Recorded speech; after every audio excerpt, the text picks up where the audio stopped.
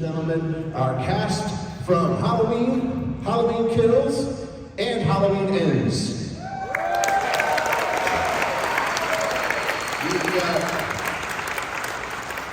And not just what we have Chris Nelson, who's also the effects engineer. We have Eva Tyler, I believe.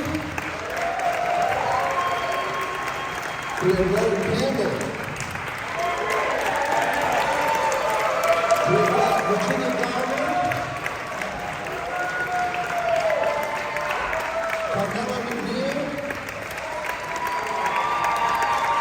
Michael Smallwood.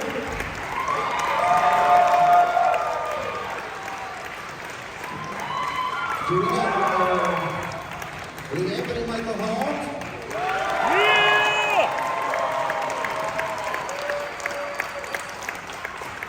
And I believe we have Robert Longstreet. Is Robert back there? I did not see him. He might be here. He might be joining us later. And James will be joining us later as well. James is here? Oh, there's Robert Longstreet.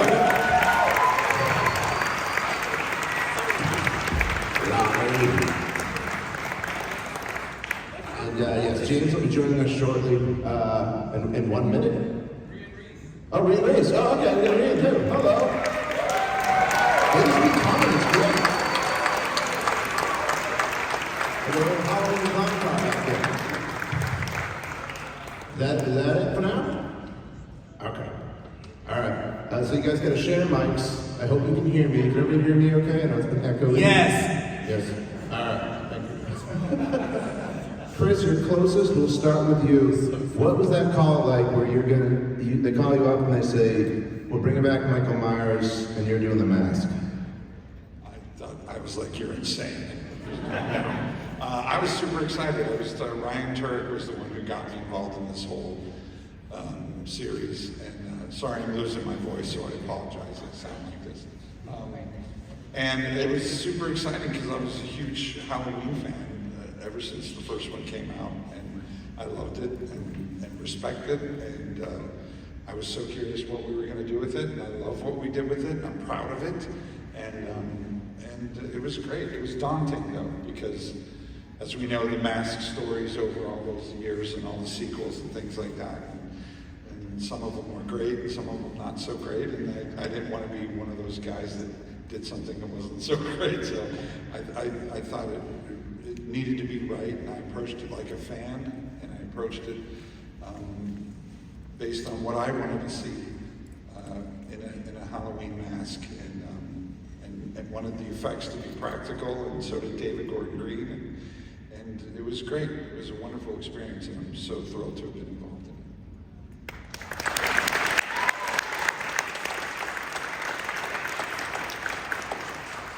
Mr. Campbell? Hello. Talk about you getting your phone call, and now I assume were you a fan of the films before? You kind of knew what they were, like these movies. Oh yeah, and you get a call like it's mostly about you. What was that conversation like? I wish I got a call and they were like, "You want to come do this?" I went through a lot of auditions, but I had no idea what I was auditioning for. So they were all fake sides. I had no idea. And then the first Zoom call I got on, they told me it was David 5 minutes before I got on the call. So again, I had no idea. And he was like, "Oh, we're doing this thing." And I was like, "Okay." In my head, I'm like, "Please be Halloween." I have no idea. Yeah, we did the sides again. And he was like, "Sweet, I'm gonna send you a script. You read it, and then we'll get back on a call in like an hour and a half." I was like, "Okay." So I open it, Halloween Ends, and I'm flipping through the first few pages, and there's a babysitter, and whatever is gonna happen, like, "Oh, I'm gonna die. Let's figure out how I die." And then I kept going, and I kept going, and then I was at the end of the movie, and I was like, "Is this real? This is incredible." And I read it, and hopped back on a call with David, and he was like, "What do you think?" And I was like, I want to do this more than anything. This is incredible. And I thought it was such a cool take, and I just thought it felt like David, you know. I've been a fan of his forever, and a fan of Halloween forever. It's the first horror movie I've ever watched, so yeah, I begged him to do the movie, and he said, "Come on board," and it's been amazing. So yeah, hard to believe it when they tell you what it is, but it was really special.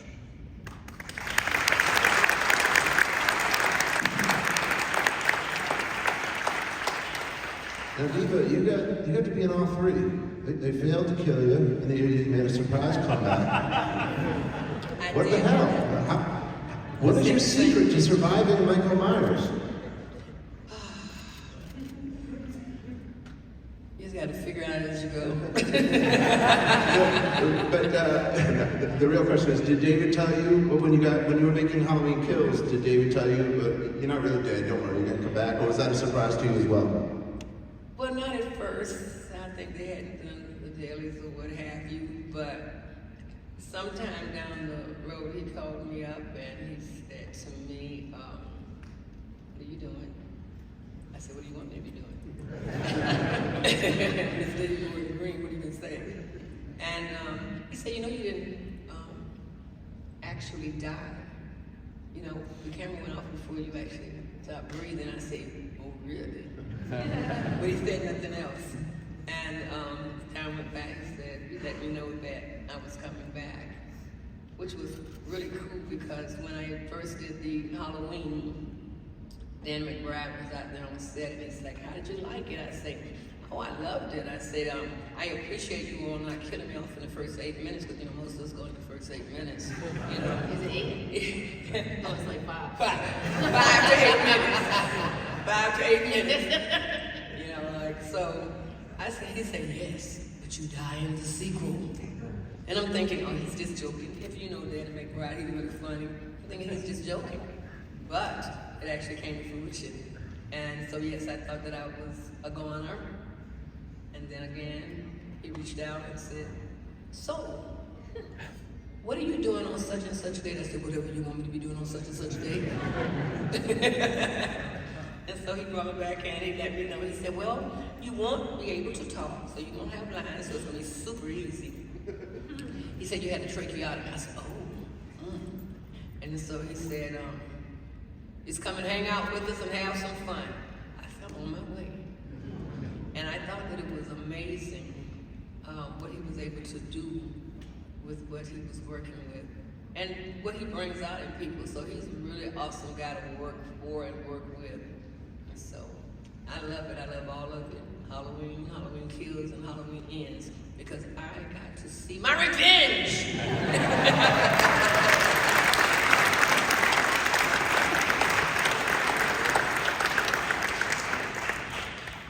Virginia, talk about trying to keep a straight face with that kid. And Oh my God. that is, I don't know if I've ever laughed so hard at a Halloween movie when that kid just starts talking about his toenails for some reason. It was all Julian. I mean, that kid is just hilarious, and he just kind of was given free reign to just roast me, and so I'm just sitting there and he's just throwing every insult he could possibly think of at me, and then starts talking about clipping his toenails, and I mean, we were all just dying. He was just coming up with all of this stuff off the cuff, and I credit Julian to making that scene what it is because he's just hilarious. It's great.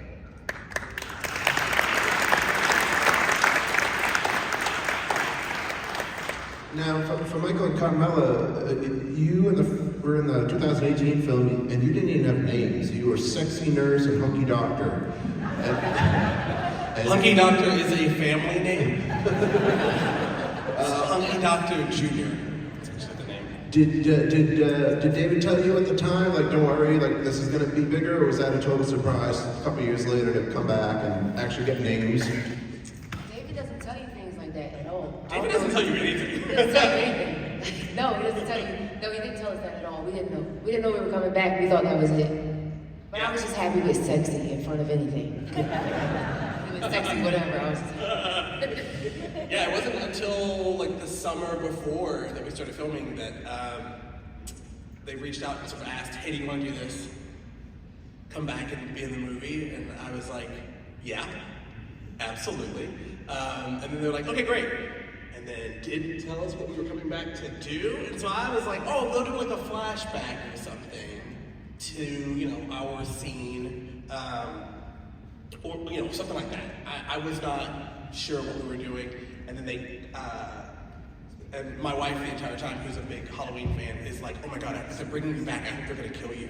And I was like, I don't know what they're bringing me back to do. I imagine it will be to kill me, because what else are we we going to be doing with us? And then finally they called and were like, hey, you have to go to LA so that we can do prosthetics work because they're going to kill you. And I told my wife, and she just started screaming, yes! That's all I've ever wanted! I was like, thank you. And then, I was going to say, I was on the plane to come out to get prosthetic fitted before I got the script. And then I was like in the airport reading it, and I was like, holy shit, like we're in this movie. Like it's not, I was expecting like a flashback, and it's like, no, you're a character, it's in the movie, you have like names. Yeah, I didn't get my script until right before we were going to Wilmington to film. I just got it then. So right before you get your script, you get a whole bunch of other stuff, and you get NDAs and things like that. So I'm like, this is a lot of stuff that I'm filling out prior to getting the script. Like, I wouldn't fill all that out for a little tiny part, I don't think, right? So I'm just filling things out. But I almost like, they could have signed my life away. I would have never known because I was just trying to get to the script. So when I finally got to the script, I did just like Roman. I was like going through, my husband and I laid on the ground on the floor in our room. And I just kept going through it. I'm like, I'm still in it. I'm still in it. And I was like, oh shit, I'm getting in the car, I'm about to die. I'm still in it. I'm out the car. I was like so happy that I was still in it. But I just kept going and I was like, and I'm still in it, I'm still in it. And then I was like, I died, but I died so fucking awesome. Like, and I was like, excuse my language, I'm sorry. But I was like, I just can't wait to see how they do this. Because I couldn't understand how they would do it, but they did it. And I'm so happy to be a part of it. Like, it's such a dream come true. And I love all of you guys for being here and loving this franchise and loving us. Thank you.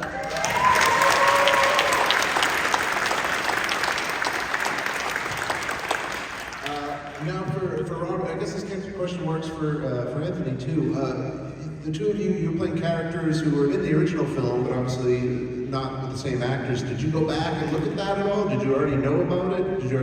Were you fans? Did I know about the first Lonnie? The first, yeah. The first film. Oh yeah. I mean, I can't believe that I'm in this movie. If I had told my 16-year-old self when I was watching Halloween that I was ever going to be part of it, I would have told you that you were absolutely insane. And I just met him the other day, and this is our first convention for both of us, so it was just really kind of lovely. Yeah.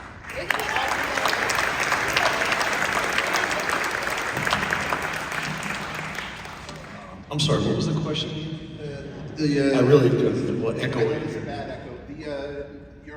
You and Robert were both taking over roles that originated in the first film. Right. If you went back and looked at it, or if you just went in total blank slate. Yeah, I mean, I just went in, like I was fortunate enough to take a nice meeting with David, and then I screen tested, and I gotta say, after making this film, I was never more amped and pumped for a film to come out. I'm so happy and honored to be a part of the franchise. You guys make it what it is. You know, there's no audience, there's no us, so we love you guys, and it was just a thrill to be a part of, you know. So I just kind of transmuted the energy that I felt getting the role into the role, kind of brought it, you know, as much as I could, and just a great group of people. I was really so impressed with David, Danny, and there's a great close-knit crew that they have. All the guys, they all went to college together. There's just a great, nice family vibe and environment that they create on the set, which is really conducive to good work. And just honored and excited to be a part of it. So I had a great time. Thank you.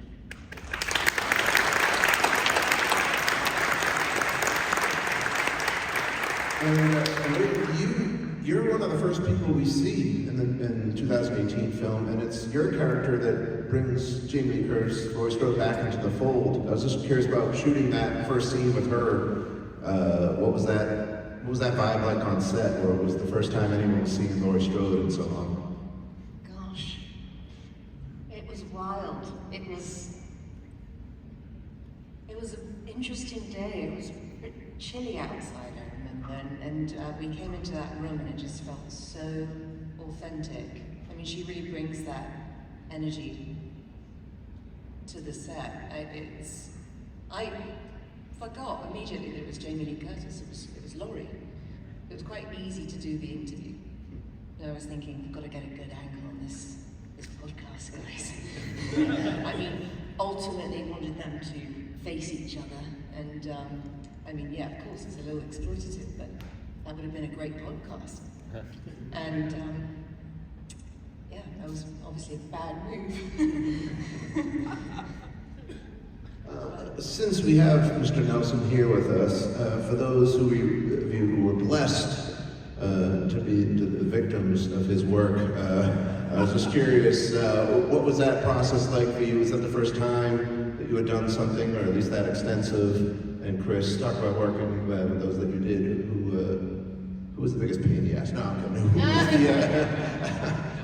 was it was you. Matter Saul. But yeah, just talk about working with them, and you know. Everybody.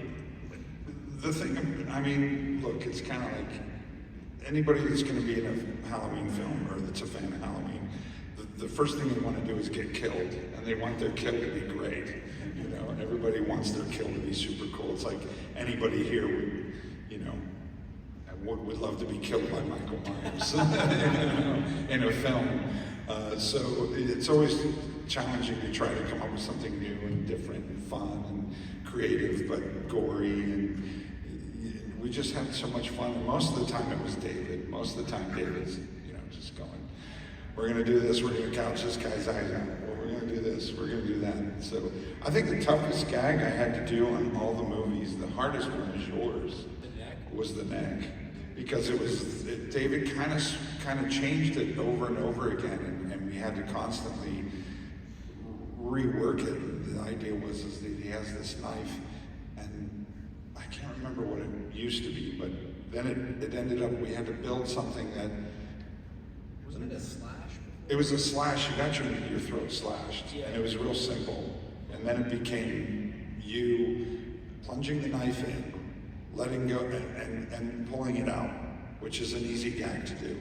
And then it became, you push the knife in, you take your hand off it, the knife stays there, it bleeds, it bleeds, it bleeds. You fall down, she comes and pulls it out, which is a really hard thing to do, and David likes to do everything all in one take, you know, so it's like, no resets, no resets, you know, and you can't get blood on everything, even though he wants a lot of blood on everything, and you know, you can't change it's always something, but that was my hardest gag in all three of the movies. I sort of got in. It's on screen for like that, you know. Yeah. But they were all fun. Divas was amazing with the light bulb in your neck, which was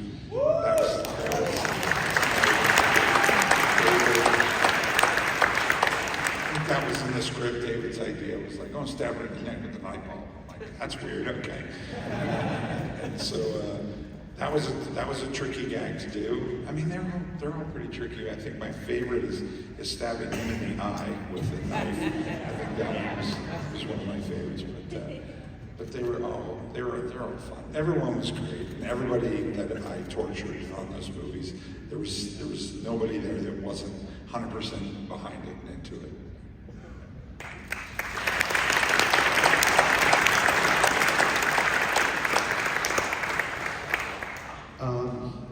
For those who, we have a scary arrival.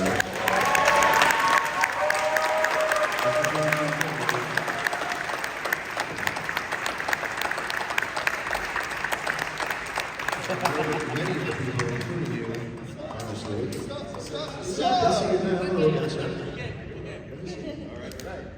Well, thank you for joining us. We appreciate No one getting up to give me a seat. All right, fine. I'll stand here behind my oh, get down. Get sit on my lap. No, man.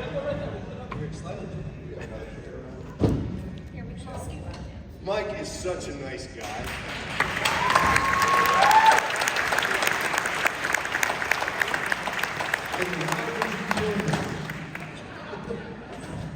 Now about my sequel, I'm gonna kill that motherfucker sometime soon. They signed a fucking check. And it didn't bounce. The next time they sign a check, I'll kill a son of a bitch again. We were actually just talking about the effects work that Chris did. So perfect timing for you to come in because I believe you're the first to play Michael 3 times. I don't think we've ever had that before. Talk about the makeup process for you going in. Well, I'll have to say, I really consider Chris to be a co-creator with this character. The magic he created in the mask, and the first time I put it on, he paid me a lot of money, by the way. No, he definitely is a co-creator in this process because And, you know, first of all, he created that mask, and all three masks. And the first time we put the mask on, Chris had come in from LA, had it threw a mask in the Halliburton, and we all went back to a back room. The very first time Chris applied that mask to my face, which has to be applied to my face, everybody in the room collectively just had this guttural moan. I mean, it was incredible. And then every morning, when it was 6 in the morning or 6 at night, we would spend in makeup, and Chris, intuitively, he'd look at the call sheet for the next day, and he would intuit what music we should listen to, and it was always just absolutely perfect to set the tone for what we were going to do that day. And the part of the creative process in creating this character is sitting in Chris's chair and doing all the beautiful work that he did. And so by the time I'd walk out the set, Chris and I had already sort of coalesced. And then, oftentimes on set, Chris was my eyes and ears. He would point out things to me, or you know, catch the nuances, because it's a very nuanced character. It's a nuanced piece. And so, truly, Chris is a co-creator of this character, and I'm super, super honored to have been a part of that process.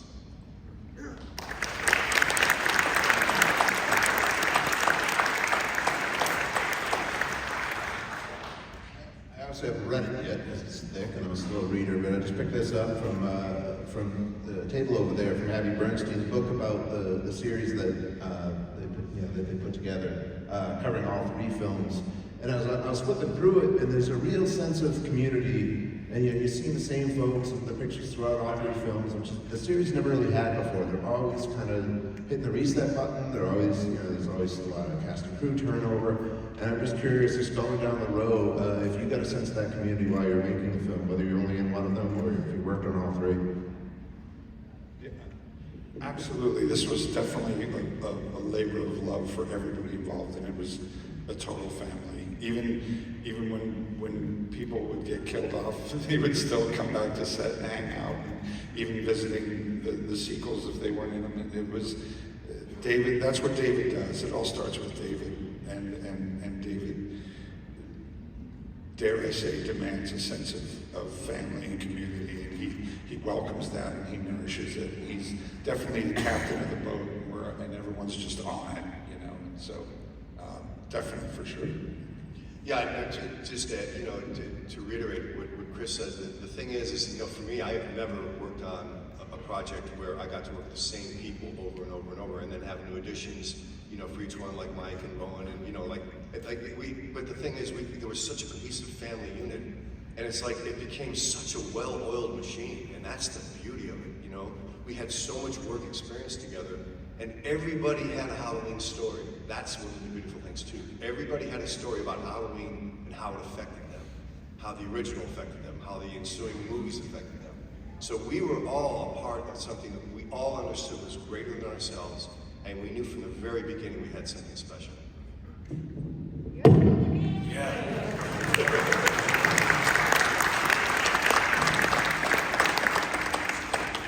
Yeah, I mean, there's not much more I can add. Everything you guys said, it all comes down to David. Like, this is the only job I've ever done where I showed up every day off I had. I wanted to be there every day. Yeah, and just everyone was amazing, truly. Yeah, it's not every day you get to do that. So, found a new family, and they're mine forever. Yeah, you know, I gotta tell you guys, it's so crazy. And I've been in this business since the 80s. I have never walked away from a project with so many honest-to-God good friends. Yeah. People I deeply care about, people I go have dinner with, people I call up, I text. You know, these people are my friends, and we have genuine friendships. And I don't have to pay anybody to be my friend, man. It's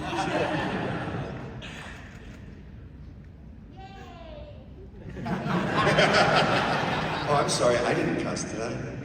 Okay.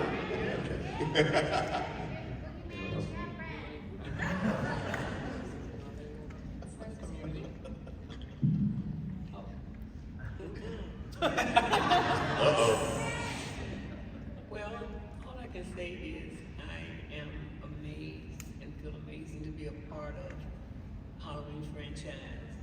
And it is true, you come to work and you do the work, but you walk away with so many friends and so many people that maybe you would normally not have an opportunity to meet. And then a lot of these people I've seen on the screen before I ever came on and never thought that I'd be working with them. I'm honored. In the same way that I'm honored to see all of your faces coming out to support and show love, mad love, for what we do.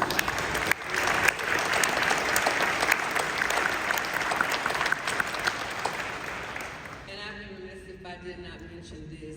As you can see, all of us in human form, we are here to entertain you.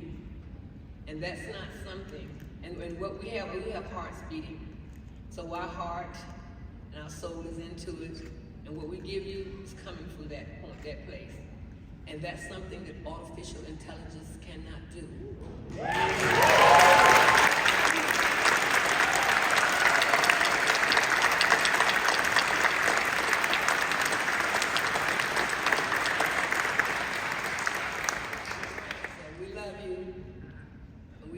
You love us. And when they try to bring artificial intelligence, you say, hell no. Let me hear that. Let me hear that. Hell no. I want to hear you say it. Hell no. Thank you. Hear that, Bob Iger? Fuck AI!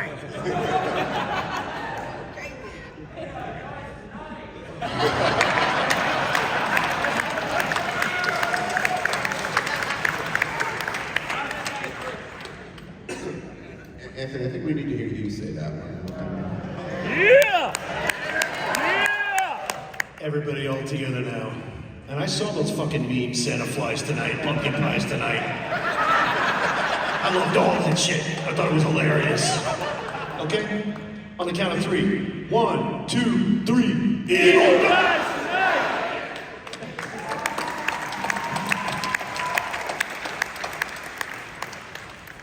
I mean, why not? Let's talk about that. The energy in those scenes when everybody is just chanting and you guys, before you here, you guys are just, you're running through the town, you're screaming. It's just such a high energy movie that it's not usually like the usual Halloween thing. I was just wondering, is it exhausting for you guys? Because it seemed like it was more than you bargained for usually. Like usually you're kind of hanging out, you're watching TV and Michael kills you, but you guys had to like, you know, run around the whole city, screaming at the top of your lungs. Swinging baseball bats. It felt like you guys were screaming that for weeks. Not only did we run around, but I ran around in red heels. Like my feet were so balled up by the end of this thing, it was like ridiculous. Like my toes were bloody. Like my legs were bloody from falling when I fell.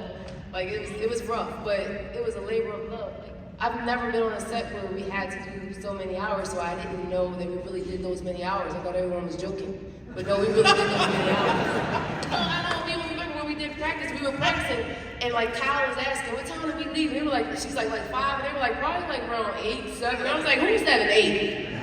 At night, like what time do we go in? Like I really was trying to get a gauge, but not ask, because I didn't want to like make it seem like I didn't know. So I was trying to act like I knew. But when we were there, I found out. Like, we were really there all night long. All day, night. It was crazy. Our movie is probably easily one of the most intense of the Halloween movies, and it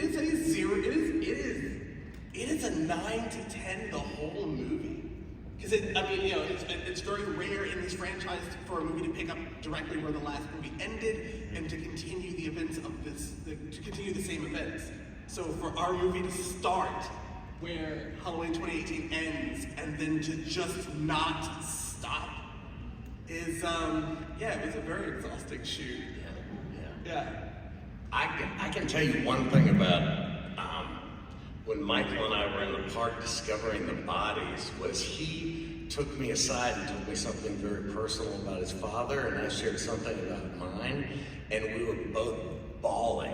And so that kernel, I just had to draw on that the whole night, and I would be horrified and burst into tears. And so Michael really gave me a gift. He really did there. But I wish I had a goddamn murder on screen.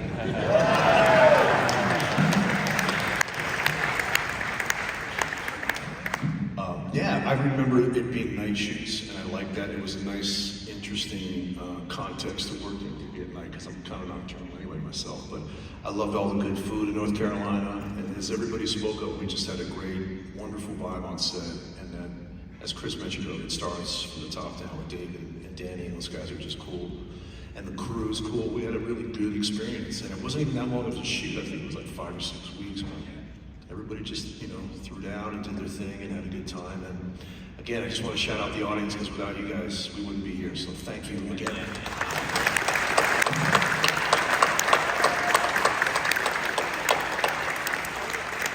I do want to point out, though, the scene you're talking about, where you discover our bodies, is a low moment of that movie. Like, that's a quiet moment in that movie, is, hey, we discovered 2 bodies. 3 bodies, sorry. Can I say something really quick?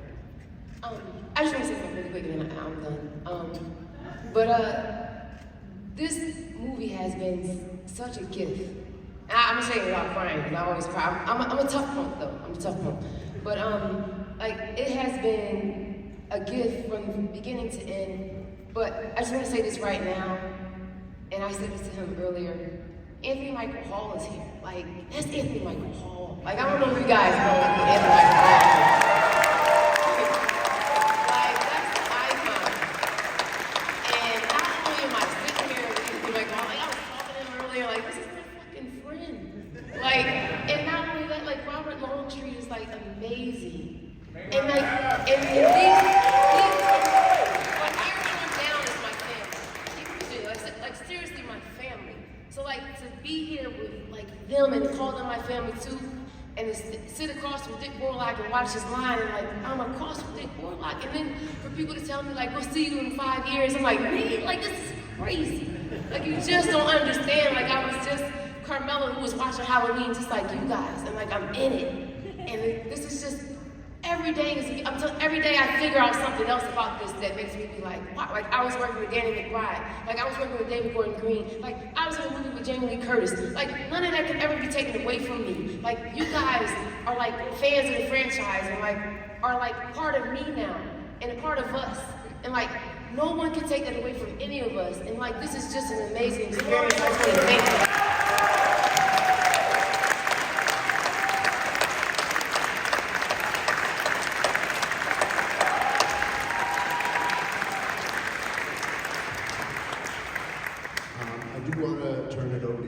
For a few questions. If your hand shot up so fast, you must have a good question. It's Rowan. I see like elements of Christine in the movie. Going into it, did they tell you like that was like their angle that they were going for? Because I see like the transformation. Your character in the beginning is kind of reserved, has like the glasses on, and then it's kind of like how Arnie and Christine turns into like the badass. So was that like a thing that they were doing? Yeah, I don't know. Again, who knows the mind of David Gordon Green? But he kind of gave me like a bunch of homework. So the homework was just a bunch of movies, and Christine was actually the first one on there, which like obviously was a huge inspiration for the movie. And then there were some weird ones like Willard. I don't know if anybody's seen Willard. Willard! But yeah, so I would, when we were doing prep, David did a cool thing where we would show up in the production office and we'd all watch a movie together. And again, Christine was one of those. And Christine's one of my favorite movies. And to be honest with you, that was kind of a gift that David gave me. I hadn't seen Christine, and then he was like, you gotta see Christine, because there's gonna be some of that. Yeah, I remember, I think I was in your office picking up glasses, I think. Yeah, it was your office. And yeah, we had Christine in our head for sure. Awesome. Yeah, man. Thank you. Yes, you do. My question's for Rowan. Can you describe the moment you realized that you and Michael would be killing people together, and how did you keep that a secret? I mean, that's how do you handle that? Yeah. If you didn't hear us ask about keeping a secret, Rowan's role in the film, and hiding it from the press and everything. Yeah, I mean, most of this process just felt like a cruel joke because I was like, this can't really be happening. Even from casting and moving forward. I remember reading the script and just being blown away, and David's sort of honesty of how much it meant to him that this would be a surprise and would be delivered to everybody, how he intended. And it was just hearing David basically speak about how much it meant to him to keep everything protected and stuff. And to your question about how it felt when I first read it, I stood up to read the script because I was so hyped on adrenaline. I was like, what? No way! We do that together. And then there's another aspect to it where, working with you, man, it's a pretty spiritual experience, and it gets pretty intense in the room. So there's the second side of that question where when you're in it and you're actually going through it, that's something pretty visceral that I'll hold on to for the rest of my life. There's something pretty incredible. Look at Michael Myers in the eyes with his hand around your throat and being at the mercy and really believing that. I think there's something really special about being an actor that when you get to have that experience on set, it's yours forever. And I think it's really important that it's real not only for the audience in the movie, but it's real for you as well. And that was definitely for you. That's cool, man. Yeah.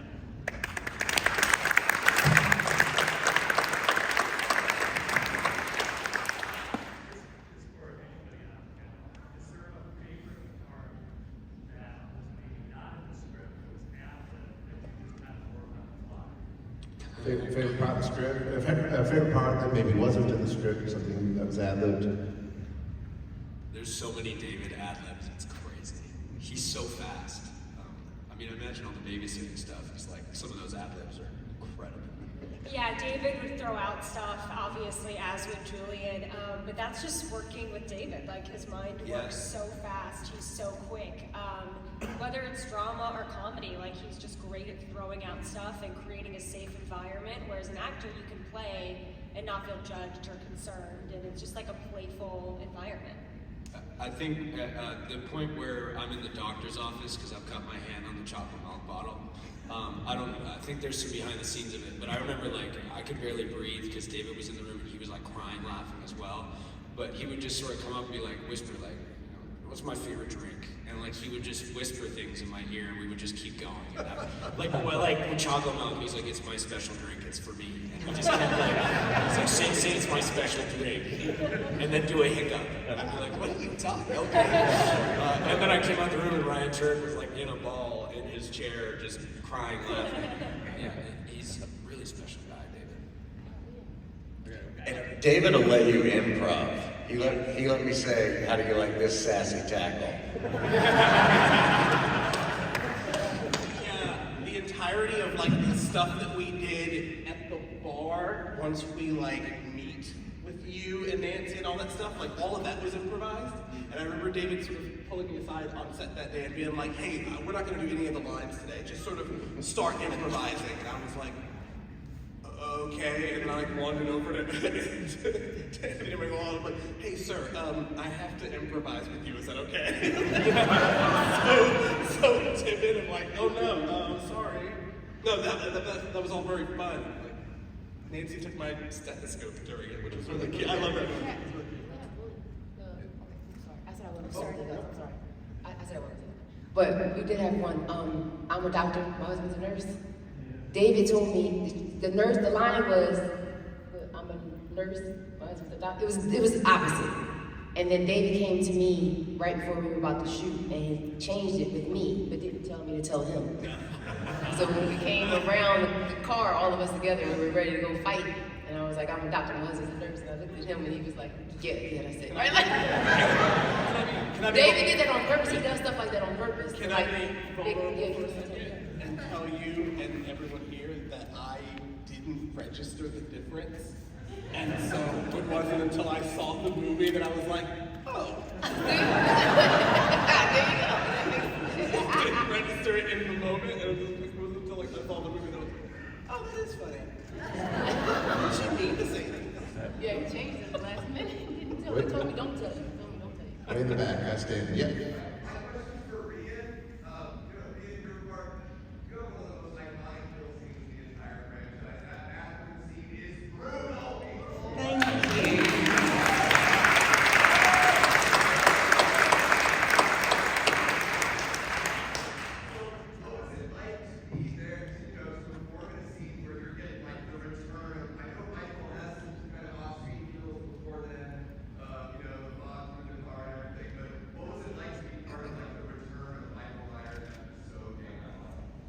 honestly, it's still blowing my mind. That day was my first day of filming, and so I was thrown straight into the deep end. I hadn't practiced any screaming. I didn't know what sound was going to come out. I thought it might be a squeak. I prepared David. I said, I really don't know how I haven't screamed since I was a child. I don't know what this is going to be like. So bear with me. He's like, you'll be fine, you'll be fine. He said, all right, fine, I'll go for it. And then, of course, as soon as you saw the art department went to town on that gas station bathroom. It was hideous. It didn't smell, but the visuals, if you know where I'm going with this, it may as well. And so it's all fun and games, just walking into the cubicle, going about my business, and then of course you have bloody James. It's terrifying. I was traumatized. It was all very real. It wasn't acting. Thanks to James. The energy he has surrounding him is something else. And I have to say, it is an honor and a privilege that my character, Dana Haynes, and Aaron Corey, it's a weird thing to say, but I'm very, very honored to have stoked that fire to release the boogeyman energy so that this trilogy could, come to the ends. And yeah, what a wild ride. It was very, very special. Glad. Y'all, I have to tell you, that woman kicks like a mule. She is 100% mesomorphic, violent. I mean, I had to fight this bitch. She was not giving it up, man. No, we had a secret handshake and we said, we're just gonna go for it, right? We're just gonna fucking do it. We did. She did. I actually ended up with a cut on my head because she yanked me. I was trying to pull her leg and she yanked me so freaking hard, I drove my head into the toilet paper container. And we had blood pouring down my face and we had to glue it shut so I could keep working. And you wonder why I killed her. You only get to fight him once. Give it your best shot. Right. Yeah, dude.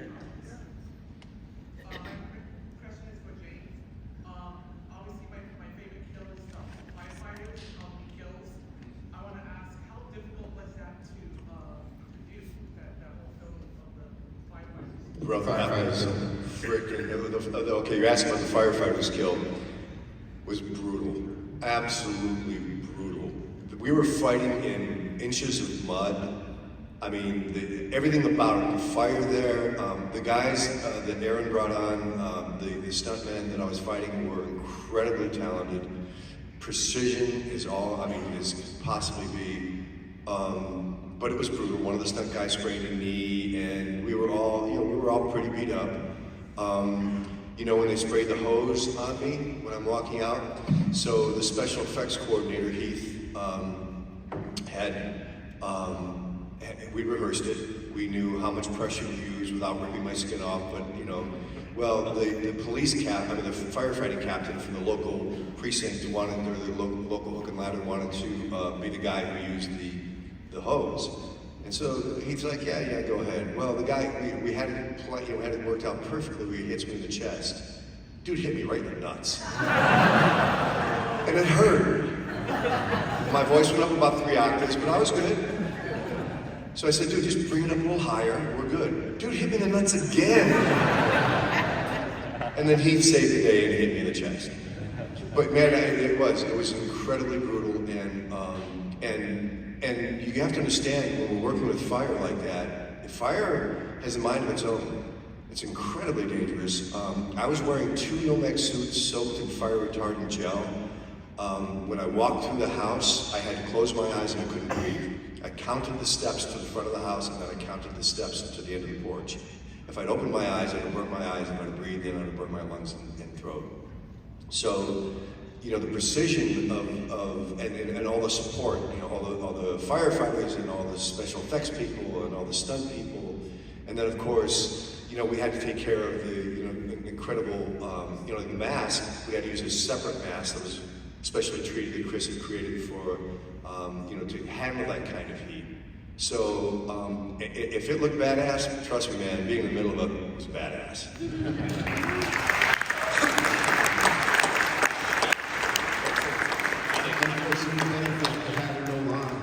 You take 2 hits to the nuts, you can still perform. People boys terrific. In the family jewels. I'm always fascinated about really long takes with no cuts in movies, and I just, you know, also having worked behind the scenes on some things, seeing stuff like that is always fascinating. I'm really curious to hear from anyone that was a part of that minute and 45-second sequence in 2018. You grab the hammer, James, and hit someone on the head, and then you come out of, so everyone's trick-or-treating, camera turns. Those are So- the long take. Yeah, the long tracking shot. Okay, so we rehearsed that for an entire day or a night. And David, nobody believed that we could get it in one take. So David thought we were going to have to stitch it together with CGI. We did 9 takes.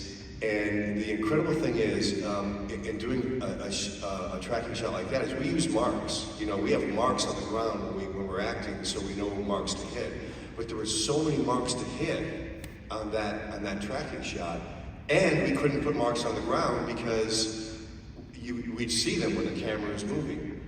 And I can't see out of the frickin' mask.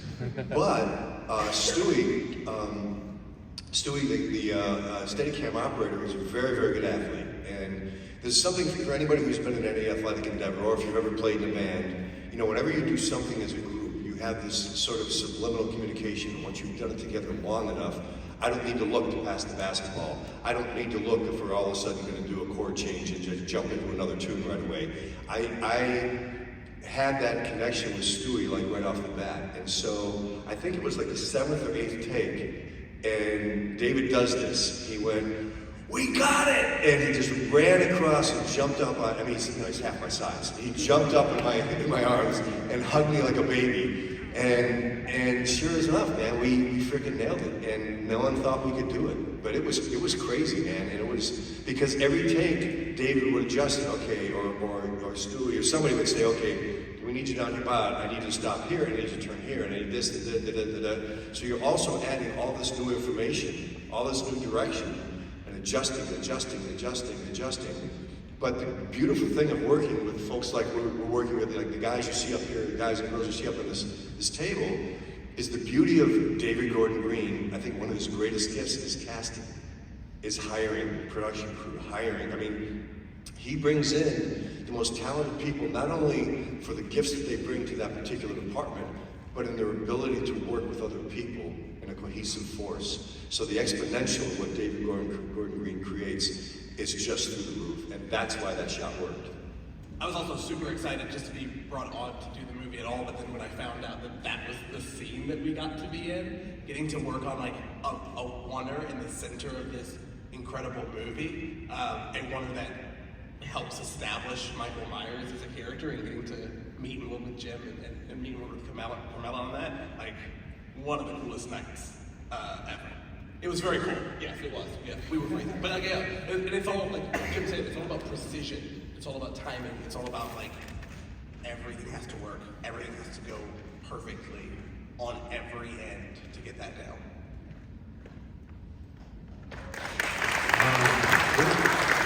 We talked all about how David kind of brought all of us together. I think there's 2 other people that I think we need to thank for bringing everybody. One would be Ryan Turk, who's having his birthday today. He's a Disney man. And more importantly, for bringing us specifically all here together, of course, would be Mr. Sean Clark, who's also celebrating his birthday. We're going to present you with something, and we'll try to wrangle this crowd into singing, let's try Happy Birthday. That's a good one. You can't hear, I know you can't. You'll figure it out in a second. happy birthday. Oh, thank you. Happy birthday. They did this for me yesterday on my birthday. And they're the 78 camera. They don't need to sing happy birthday to me again. Dude, you're a day over. I appreciate it. Just a thank you is great enough. Let these guys talk. You don't want to hear me. Let's just do the last two words. To you.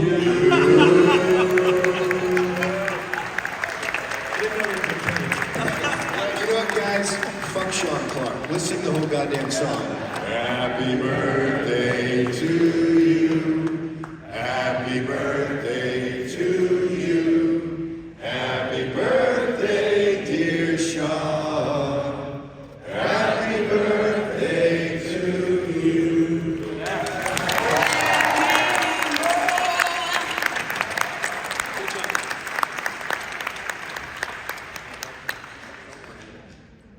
All right, anybody want a piece of this? Because I don't really like cake, and sorry. They got me pies. I'm a pie guy. But where's that cake going to be where they can get a piece? Oh, they can't go in the green room.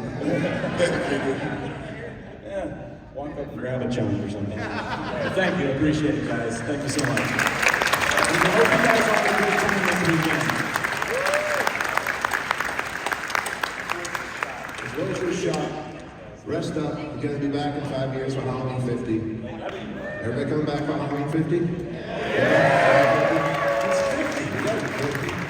I think we have time for a couple more real quick ones. Yes, you, sir. I just wanted to say, I'm trying to break in the industry as a writer, so fuck AI with you guys. Right. Like, holy shit, it's hard. And B, another thing, man, all 3 movies I saw like twice in the theater. The last one I saw fucking 3 times. I broke as shit, but like I loved what you guys did. Like every actor on here is like 100% just amazing. And the third one, fucking great cherry on the top for everything. So I just want to say thank you guys. Dude, I want to thank you, and just to let you know, we really enjoyed taking every motherfucker's last dime. I was so happy to know that you went without a meal for a week to watch it. This guy, he's had some for a while. All right, my question is quickly for Roland and for James. Can you please tell me, with your famous tussle where Corey got the best of Michael, what line was? Oh, dude, can let me tell you something? Go ahead. The lead up to this, just to clarify, it was another one of those things where it had to be absolutely perfect because camera was stationary down the end of a tunnel, and we were in that tunnel, and it was sort of the silhouette, and it was so stressful that we had to get it perfectly framed, and also for it to look like there was a shift of weight enough for Corey to sort of slip under him, and that freaked me out enough. And then you can tell them what happened. Okay, so let me tell you, because the camera angle is so low, they put a pad, but it's not a pad. It's about an inch on a concrete, right? It's a hard rubber on concrete. I pull a concussion out of that one. I pull a concussion out of that one. I've had concussions. I know exactly what they feel like. It's a spike in the middle of the brain, then you get a halo. I think that was on the first one. And then, I can't remember which one it was. Well, that's why I have concussions. We kept trying to get it right, and this dude's strong, man. This dude's strong, and so we're trying to get it exactly right, and it was hurting, man. Dude, I'm not 26 anymore. I'm 66, right? And I feel like I'm a good athlete, but your body just doesn't recover the way, you know what I mean? And Rowan would jack me up and then, throw me down. We didn't get it right, and finally, my body at one point just pussied out. My body went, fuck you, Jim, I am not doing this. So Rowan went to throw me, and I just rolled out of it like a martial artist would, instead of being picked up and thrown down. And the next time I went to Rowan, I said, dude, jack me up, man. Jack me the fuck up. Like, get me up there and slam me down. And this dude jacked me, man, and just body slammed me. And we heard David go, we got it! But you know what I heard before David said we got it? I heard your entire spine. And if you watch the movie on that tape, there's a moment where he hits the ground, and I go, And then I grabbed the mask and did, because I was legit like, I think I just broke James. Because you came up to me, you smacked me on the back of your head, you were like, throw me. And yeah, we did it. That was it. Yeah, it was so much fun. My breath left when you hit the ground. My breath left too. Yeah, that All right, one more good one. Who's got a real good one? And a quick one at that. Yes, all right. So, when watching Kills and Heads, you guys had Kyle Richards on there from The Real Housewives of Beverly Hills. Sort of having a Kardashian on the screen with you there. The whole film, I was going, yes, you guys are going to kill a housewife. You're going to kill a housewife. I was so looking forward to that. And you did. What was the decision behind it? Bro, we need one more question actually after that. Can I tell you, I'm sorry, can I tell you that the Real Wives sat behind me at the screening? I almost killed the whole fucking budget. They would not shut the fuck up. There was about to be a theater filled with Real Housewife deaths. Sorry, Mike, jump on it. We're announcing that the next Halloween movie is about killing all the housewives. $300 million. We do have to wrap it up. The folks got to get back to their tables. Big round of applause for our panel.